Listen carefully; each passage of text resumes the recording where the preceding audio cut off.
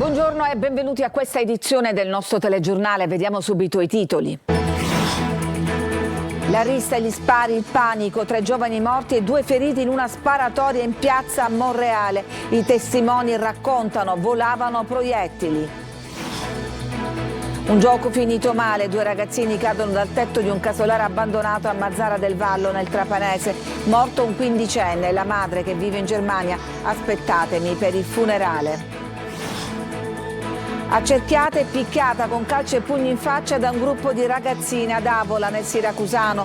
Vittime delle bulle una 14enne di origine africana. La famiglia presenta denuncia.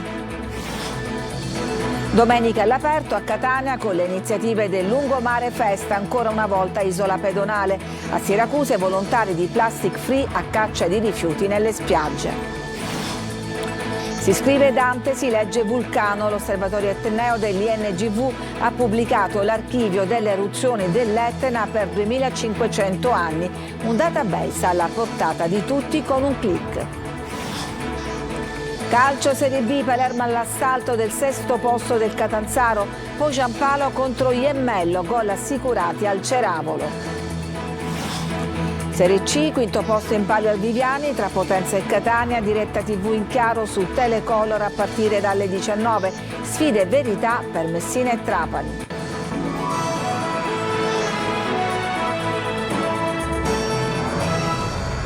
Scene da Far West, spari e panico irrompono in un tranquillo sabato sera a Monreale, in provincia di Palermo. Gravissimo il bilancio della sparatoria. 3 ragazzi morti e 2 feriti. 2 giovani dello Zen sono stati fermati. Marco Gullà. La rissa, i colpi di pistola, il fuggi-fuggi e i morti, 3 in tutto. Una notte tragica a Monreale, in provincia di Palermo, un triplice omicidio nel cuore della notte, davanti a decine di testimoni. Il tutto a pochi passi dalla piazza del Duomo. A perdere la vita Andrea Miceli, 26 anni, che era stato ricoverato all'ospedale civico di Palermo dopo il ferimento, ma che è deceduto dopo alcune ore di agonia. Uccisi anche Salvatore Turdo, 23 anni, e Massimo Pirozzo, 26 anni. I giovani erano residenti a Monreale e tutti incensurati. È in questa strada che è successo tutto. La rissa è iniziata intorno all'1 di notte, purtroppo è sfociata in tragedia, incredulità e sgomento da parte dei residenti del comune monrealese. Via Benedetto d'Acquisto, alle spalle del Duomo, è un sabato sera di festa perché a Monreale in questi giorni si celebrerà il Santissimo Crocifisso. Nasce una lite, sembrerebbe perché un gruppo di ragazzi palermitani avrebbe tentato di rubare dei ciclomotori, volano insulti, scoppia la violenza, a fronteggiarsi un gruppo di monrealesi e poi palermitani. Qualcuno era armato di pistola e ha iniziato a sparare, almeno 11 colpi, ad altezza uomo, come in un film. Ma purtroppo è tutto reale. Davanti a questi pub che vediamo nelle immagini, in quel momento c'erano almeno un centinaio di persone in giro. Pare, da quanto ricostruito fino ad ora, che alcuni feriti non facessero parte dei gruppi che si sono affrontati. In caserma al momento ci sono 2 giovani che sono interrogati. Sarebbero 2 ragazzi del popolare quartiere palermitano dello Zen. I carabinieri sono a lavoro per ricostruire l'esatta dinamica, grazie anche alle immagini delle telecamere di videosorveglianza. Una sparatoria avvenuta tra centinaia di persone. Il paese si risveglia sconvolto da questa tragedia. Maglio Viola. Monreale si è svegliata sotto shock. Inaccettabile quello che è successo in una piazza centrale affollatissima. Impensabile che 3 ragazzi abbiano perso la vita ed altri 2 siano in gravi condizioni. Una sparatoria che poteva diventare una strage, visto che i proiettili volavano fra centinaia di persone che si stavano godendo il sabato sera. In pochi attimi la notte si è trasformata in un incubo. I sanitari del 118, intervenuti per primi intorno all'1:30 a Piazza Duomo, sono stati strattonati da parenti e amici dei feriti. A terra c'erano 3 giovani colpiti da arma da fuoco. Il primo equipaggio arrivato in via Benedetto d'Acquisto è stato accerchiato. I parenti chiedevano che fosse portato in ospedale per primo il proprio caro ferito. Sono stati attimi terribili quelli vissuti da tutti, sanitari compresi. I testimoni raccontano la paura e lo sconforto che segue. Abbiamo sentito dei spari e ci siamo chiusi dentro, quindi non so nulla. Il fatto che mi rattrista è che si esca da casa oggi, si esca da casa con un'arma e si faccia, perché poteva esserci una strage. Sono monrealese, nativo e cresciuto, quindi mi fa riabbrividire che io sono padre di 7 figli e 21 nipoti e mi spavento pure per i miei figli e i miei nipoti. Il sindaco Alberto Arcidiacono, immediatamente informato dell'accaduto, si è recato in ospedale per esprimere la sua vicinanza alle famiglie delle vittime e dei feriti. Visibilmente scosso, ha dichiarato: siamo dinanzi a una tragedia senza precedenti, vite spezzate di giovani che avrebbero dovuto vivere il proprio futuro. Questo è il momento di raccoglierci in preghiera, di dare conforto alle famiglie. La città piange questi giovani. Ci può dire magari le condizioni degli altri ragazzi? Gli altri sono repressi. Per affrontare questa drammatica situazione, il primo cittadino ha convocato una giunta straordinaria nelle prossime ore. Mentre proseguono le indagini dei carabinieri coordinati dalla Procura di Palermo sulla sparatoria di ieri notte a Monreale, alcuni testimoni raccontano all'ANSA che Andrea Miceli sarebbe stato ucciso nel momento in cui stava raggiungendo a piedi il cugino Salvatore Turdo, anche lui assassinato. Il ragazzo, riferiscono le fonti, aveva poco prima messo al sicuro la fidanzata chiudendola in auto e raccomandandole di non muoversi. Pochi minuti dopo è stato colpito dai proiettili. Forse un gioco finito male, ma su questo sta indagando la Procura di Marsala, che ha posto sotto sequestro l'area dell'ex stabilimento di Mazara, dove ieri sera è morto un 14enne. Lui ed un altro amico rimasto ferito, sono volati giù dal tetto della struttura abbandonata. Laura Spanò. Leonardo Titone, ragazzo di 15 anni morto ieri sera dopo aver fatto un volo di 10 metri giù dal tetto di un vecchio stabile a Mazara del Vallo, era già stato in quell'edificio e sempre in compagnia di amici. Lo hanno appreso i carabinieri ascoltando alcune testimonianze raccolte sul posto e in ospedale, dove è stato invece trasportato l'altro ragazzo di 13 anni ferito ad una gamba. I due non erano soli e il gruppo che ieri pomeriggio si è recato nell'ex stabilimento del vino era formato da almeno 5 ragazzini.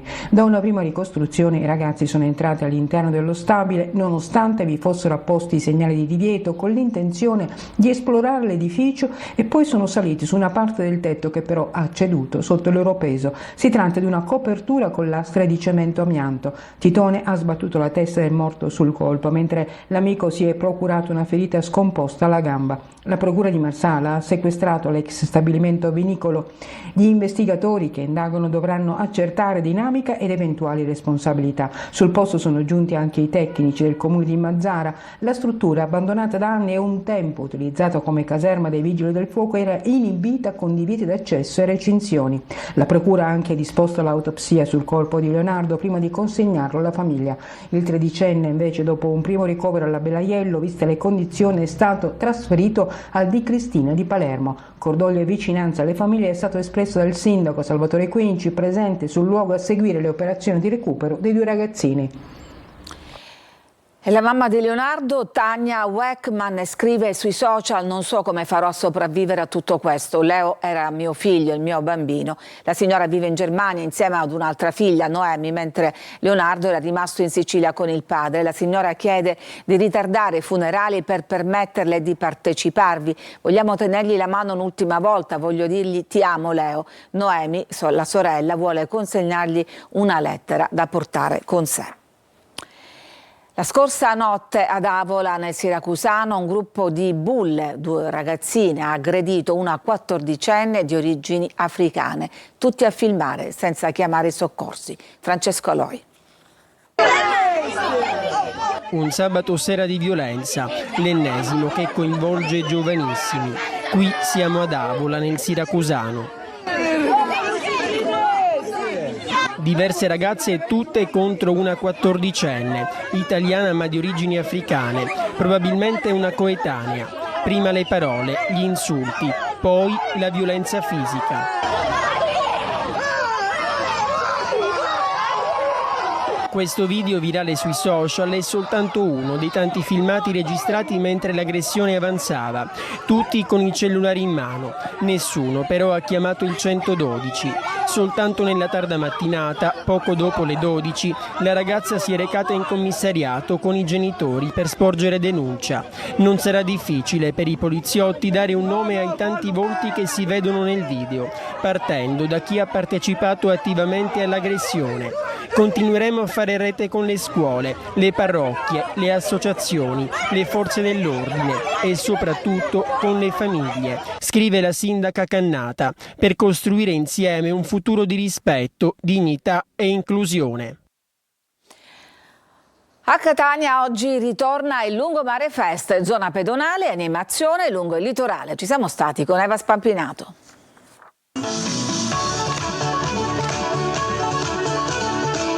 Sveglia presto questa mattina. Sveglia presto perché vogliamo correre per Catania e a Catania e vogliamo ricordare che il lungomare è di tutti e che vogliamo sfruttarne le bellezze. Chi l'ha detto che la domenica è fatta per oziare? No, c'è il lungomare liberato, no. Quando il calendario segna il ritorno del Lungomare Fest, il pubblico risponde e lo fa tirando fuori bici, pattini, monopattini, scarpette da running.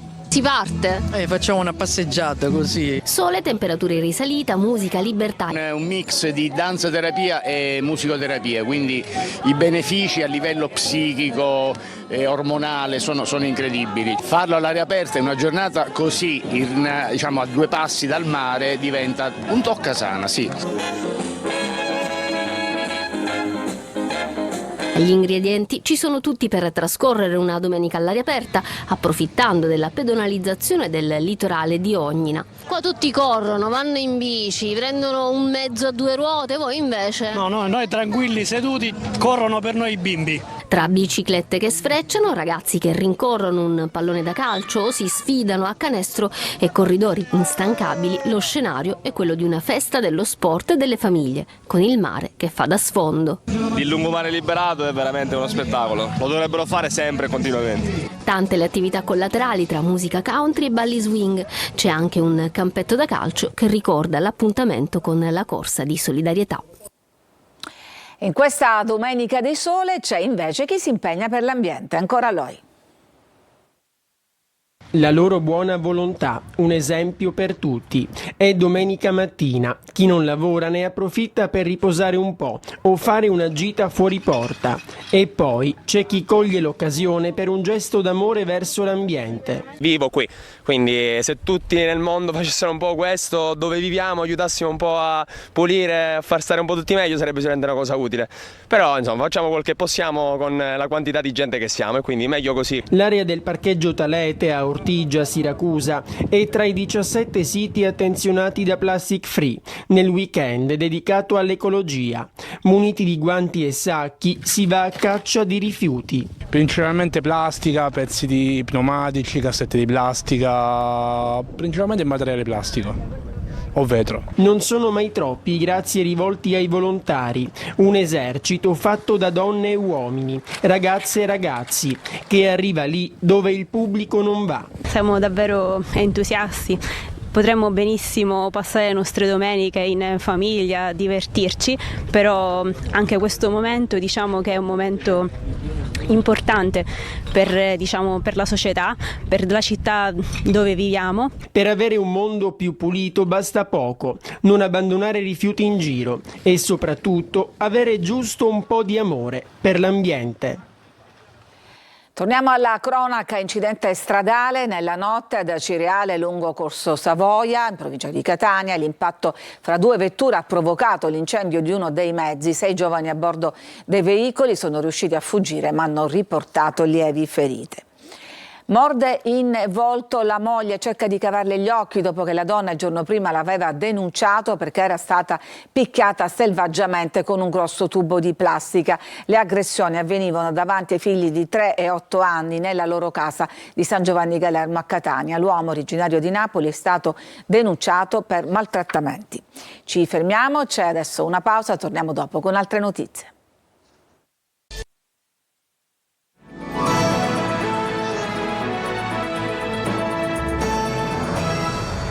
Il giorno dopo i funerali di Papa Francesco in Sicilia si racconta la commozione. Da Palermo a Catania in molti sono voluti andare a rendere l'ultimo saluto al pontefice. Orazio Longo.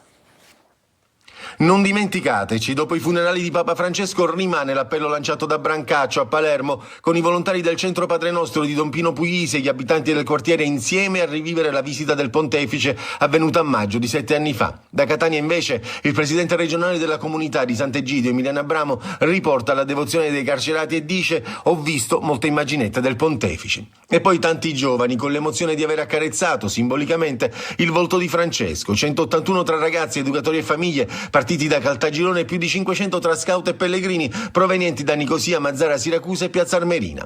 Sul Sagrato di San Pietro, già a Roma per il Giubileo degli adolescenti, anche una rappresentanza della parrocchia annunziata di Biancavilla che ha sostato in preghiera dinanzi alle spoglie del pontefice. Delegazioni anche da Passo di Rigano e da Bagheria.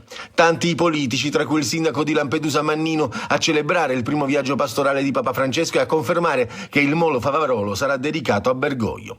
Tra i prelati siciliani a Roma si sono recati l'arcivescovo di Palermo Lorefice, il vescovo di Acireale Raspanti in rappresentanza della Conferenza Episcopale Siciliana e i cardinali Montenegro, che parteciperà al conclave, Romeo e Emeriti di Agrigento e Palermo. Gli arcivescovi Renna di Catania, Isacchi di Monreale, Gisanna di Piazza Armerina e Peri di Caltagirone, l'Emerito Pennise e Damiano di Agrigento. Infine i volontari della Protezione Civile con una colonna mobile di 12 mezzi e 43 soccorritori. Soddisfazione dal ministro Musumeci: abbiamo offerto al mondo un'immagine di Roma e dell'Italia assai positiva in termini di efficienza e organizzazione, ha detto. Occhi puntati ora al conclave, dove per la prima volta non sarà rappresentata la diocesi di Palermo perché non esprime cardinali in età eleggibile. Si scrive Dante, si legge Vulcano. L'osservatorio etneo dell'INGV ha pubblicato l'archivio delle eruzioni dell'Etna nella storia, che adesso è alla portata di tutti con un clic.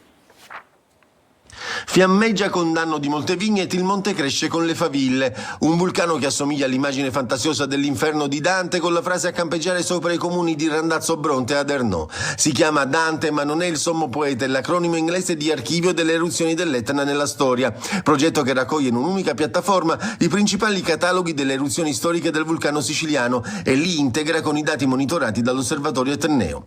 2500 anni di eruzioni raccontate in un clic. C'è per esempio l'eruzione del marzo-aprile del 1689 che raggiunse Macchia di Giarra e causò la morte di 2 persone e il ferimento di altre 5. Le fontane di lava alte più di 3 chilometri del marzo-aprile del 1800. La cenere caduta sulla playa il 7 luglio del 1863 è giunta fino a Malta, ma andando più indietro la lunga colata che raggiunse il Simeto nel 240 a.C. o l'eruzione pliniana che nel 122 formò la caldera del cratere del Piano. Il database rappresenta una risorsa unica e accessibile, spiega Stefano Branca, coautore del progetto.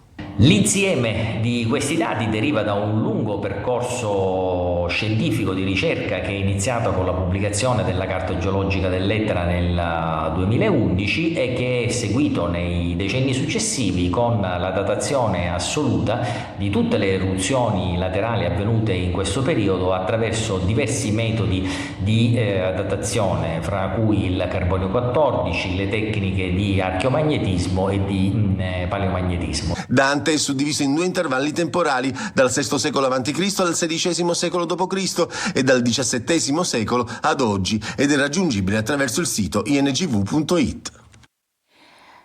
Ci fermiamo, c'è ancora una pausa e poi torniamo con una ricca pagina sportiva, perché sono tante le sfide che attendono le siciliane.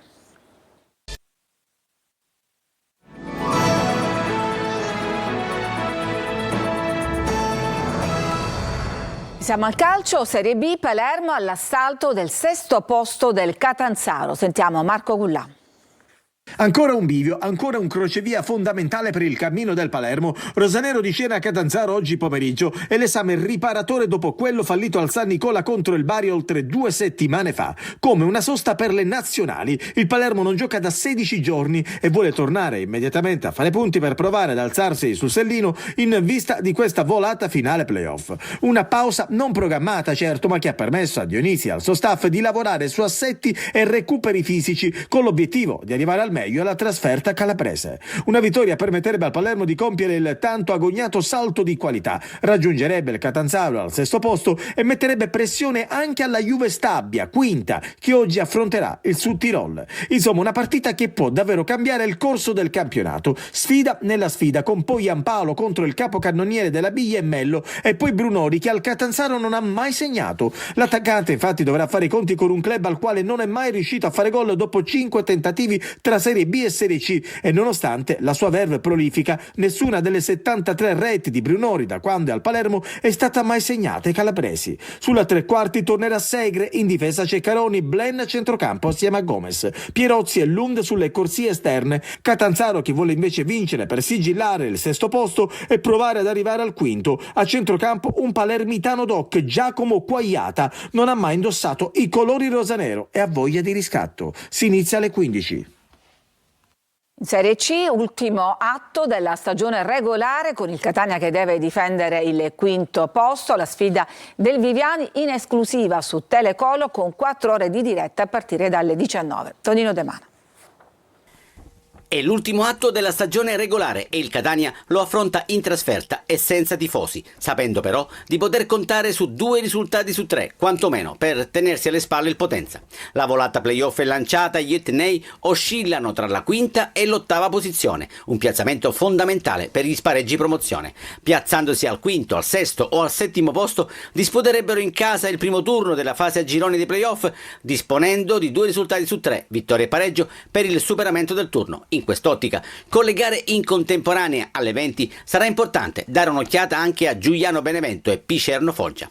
Catania comunque padrone del suo destino e che scenderà in campo con il consueto 3-4-2-1. Senza Quaglini, fermato dal giudice sportivo, e con Dal Monte non al top, mister Toscano recupera Guglielmotti, che però dovrebbe partire dalla panchina. Toscano dovrebbe confermare Celli in difesa con Di Gennaro e Gherardi, a centrocampo Raimo ed Anastasio, sulle corsie esterne con De Rosa e Di Tacchio in mezzo. In avanti, Gimenez e Lunetta dovrebbero essere candidati per giocare alle spalle di Inglese. Tra i 23 convocati si rivede Betters. Il Catania al Viviani troverà un clima piuttosto caldo, con il club lucano che per l'occasione ha notevolmente abbassato il prezzo dei biglietti. La sfida tra Potenza e Catania sarà trasmessa in diretta e in chiaro su Telecolor. Dalle 19 maxi versione di diretta stadio, 4 ore di trasmissione con la presentazione dell'incontro, le voci dei protagonisti, le immagini, un ricco post gara e tutti i risultati e i verdetti della stagione regolare con il quadro completo di play-off e play-out. E poi ci sono Messina e Trapani che stasera cercano una vittoria nei rispettivi incontri. Sergio Colosi. È stata una costante della stagione regolare, l'ultima serata non fa eccezione. Il destino del Messina incrocia il Trapani, ma non viceversa. I giallorossi sono ad un passo dal play-out, anzi a 3 passi, perché battendo al Francoscoglio la Juve Next Gen sarebbero sicuri dello spareggio salvezza. Caso contrario una mano può darla il Trapani, che ospita la Casertana, diretta concorrente del Messina. Le 2 squadre sono divise da 7 lunghezze, fino ad 8 si spareggia. Con 9 o più punti di ritardo i peloritani finirebbero senza appelli in Serie D. Davanti ad oltre 7.000 spettatori, il tecnico Gatto conferma la stessa formazione di Foggia, indisponibile in grosso fermato dal giudice sportivo. Il Trapani può favorire il Messina, ma soprattutto se stesso in ottica play-off. In questo caso non basta superare la Casertana, ma affidarsi al Benevento, avversario di un Giuliano in vantaggio sul Trapani negli scontri diretti e a cui basta un solo punto per centrare gli spareggi promozione. Il rinnovo contrattuale di Aronica, le motivazioni di Barosi, Kragel e Ruggero, miste alle assenze degli squalificati Silvestri e Toscano, sono gli altri temi della sfida del provinciale. Ed è tutto per questa edizione, grazie per averci seguito, vi auguro una buona domenica.